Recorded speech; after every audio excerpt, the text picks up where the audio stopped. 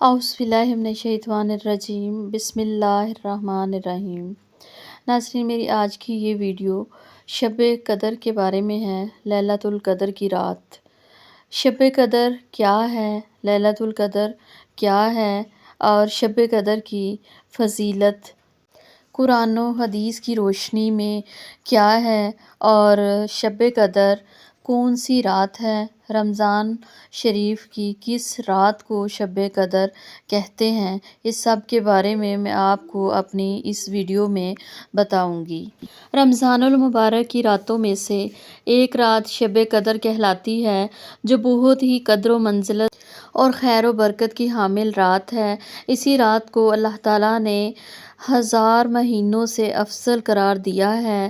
1000 مہینے کے 83 برس 4 ماہ بنتے ہیں، یعنی جس شخص کی یہ رات عبادت میں گزری، اس نے 83 برس 4 ماہ کا زمانہ عبادت میں گزار دیا۔ 83 برس کا زمانہ کم از کم ہے، کیونکہ خیر من الف شہر کہہ کے اس امر کی طرف اشارہ فرمایا گیا ہے کہ اللہ کریم جتنا زائد اجر عطا فرمانا چاہے گا عطا فرما دے گا۔ اس اجر کا اندازہ انسان کے بس سے باہر ہے۔ اس رات کو قدر کے نام سے تعبیر کرنے کی وجہ یہ بھی بیان کی گئی ہے کہ اس رات میں اللہ تعالیٰ نے اپنے قابل قدر کتاب، قابل قدر امت کے لیے صاحب قدر رسول کی معرفت نازل فرمائی۔ یہی وجہ ہے کہ اس سورت میں لفظ قدر 3 دفعہ آیا ہے۔ امام ظاہری فرماتے ہیں کہ قدر کا معنی مرتبہ کے ہیں۔ چونکہ یہ رات باقی راتوں کے مقابلے میں شرف و مرتبہ کے لحاظ سے بلند ہے، اس لیے اسے لیلۃ القدر کہا جاتا ہے۔ حضرت عبداللہ بن عباس رضی اللہ تعالیٰ عنہ سے روایت ہے کہ چونکہ اس رات میں اللہ کی طرف سے 1 سال کی تقدیر و فیصلے کا قلم دان فرشتوں کو سونپا جاتا ہے، اس وجہ سے یہ لیلۃ القدر کہلاتی ہے۔ اس رات کے عطا کیے جانے کا سب سے اہم سبب نبی اکرم صلی اللہ علیہ وآلہ وسلم کی اس امت پر شفقت اور آپ کی غمخواری ہے۔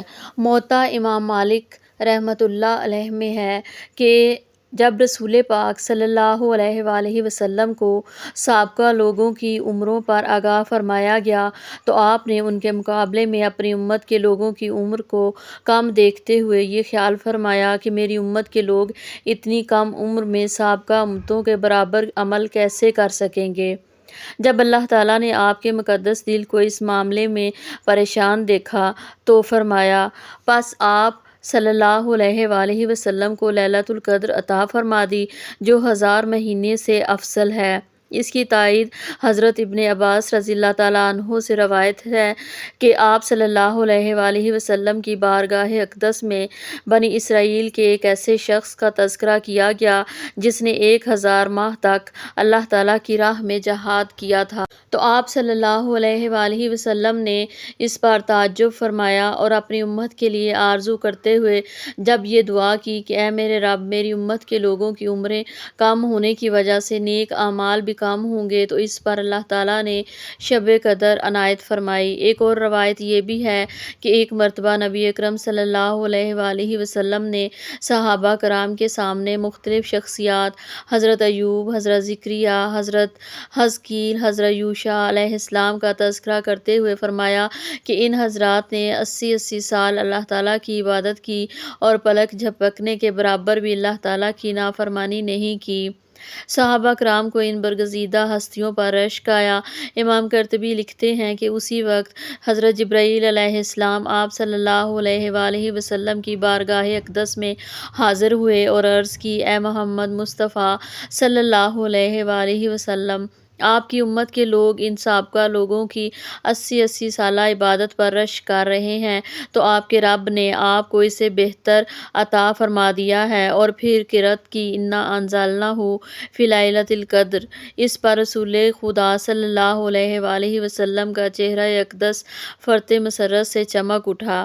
چنانچہ حضور صلی اللہ علیہ وآلہ وسلم کے طفیل یہ کرم فرمایا کہ اس امت کو لیلۃ القدر عنایت فرما دی اور اس کی عبادت کو 80 نہیں بلکہ 83 سال 4 ماہ سے بڑھ کر قرار دیا۔ حضرت انس رضی اللہ تعالیٰ عنہ سے روایت ہے کہ رسول خدا صلی اللہ علیہ وآلہ وسلم نے فرمایا، یہ مقدس رات اللہ تعالیٰ نے فقط میری امت کو عطا فرمائی ہے، سابقہ امتوں میں سے یہ شرف کسی کو بھی نہیں ملا۔ حضرت انس رضی اللہ تعالیٰ عنہ سے روایت ہے کہ رسول خدا نے لیلۃ القدر کی فضیلت بیان کرتے ہوئے فرمایا، شب قدر کو جبرائیل امین فرشتوں کے جھرمٹ میں زمین پر اترتے ہیں اور اس شخص کے لیے دعائے مغفرت کرتے ہیں جو کھڑے بیٹھے کسی حال میں اللہ کو یاد کر رہا ہوتا ہے۔ اسی بات کو سورۃ قدر میں ان الفاظ کے ساتھ بیان کیا گیا ہے، اترتے ہیں ملائکہ اور جبرائیل امین اس رات میں اپنے رب کے حکم۔ شب قدر کے تعین کے بارے میں تقریباً 50 اقوال ہیں، ان میں سے 2 اقوال نہایت ہی قابل توجہ ہیں۔ رمضان المبارک کے آخری عشرہ کی طاق راتوں میں سے ایک رات ہے۔ حضرت عائشہ صدیقہ سے روایت ہے کہ رسول پاک صلی اللہ علیہ وآلہ وسلم نے فرمایا، لیلۃ القدر کو رمضان کے آخری عشرے کی طاق راتوں میں تلاش کرو۔ جمہور علماء کرام کی یہی رات ہے۔ امام قرطبی فرماتے ہیں، علماء کا شب قدر کے تعین کے بارے میں اختلاف ہے، لیکن اکثریت کی رائے یہی ہے کہ یہ رات رمضان المبارک کی 27ویں رات ہے۔ علامہ آلوسی رحمۃ اللہ علیہ لکھتے ہیں کہ علماء کی اکثریت کی رائے یہ ہے کہ طاق راتوں میں سے 27ویں رات ہی شب قدر کی رات ہے۔